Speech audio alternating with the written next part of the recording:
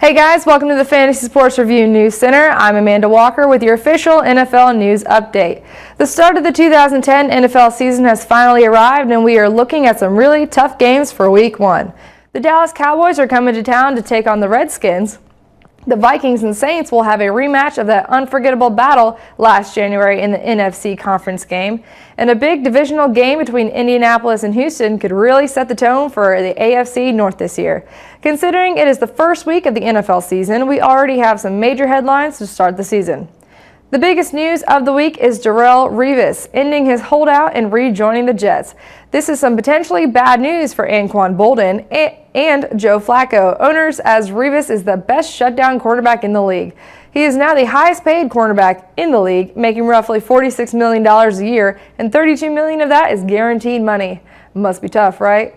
The Pittsburgh Steelers players have spoken, and their voice says to the team leadership, "We do not want Ben Roethlisberger to be our team captain anymore." Ben Roethlisberger has been stripped of his captain status and will be replaced by longtime Steelers Hines Ward and Heath Miller. Big Ben's suspension was reduced to just 4 games, and quarterback Dennis Dixon will start in his absence. Now on to the top fantasy stories of the week. Randy Moss is in the news again. This time he is feeling no love by the New England Patriots. He is feeling empty and alone, and implies that he will play out the rest of his last year of the contract with New England and see where he will end up playing next season. My take on it is an uninspired Moss could be big trouble for his production this season. If he didn't finish routes or pick up blocks before, what do you think he will feel like doing now? Then again, it could be the total opposite and he could score 20 touchdowns again. I would be worried though. Cleveland Browns rookie running back Montario Hardesty blew out his ACL in the final preseason game, and this means he will miss the remainder of the entire season.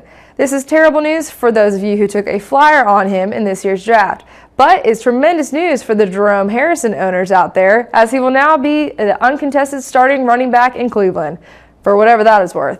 TJ Houshmandzadeh has been waived by the Seattle Seahawks and wasted no time at all finding a place to land. He goes from coast to coast and is now up in Baltimore.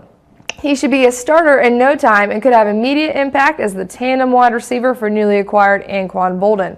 As I mentioned last week, Matt Leinart has been waived by the Arizona Cardinals and was signed immediately by Houston.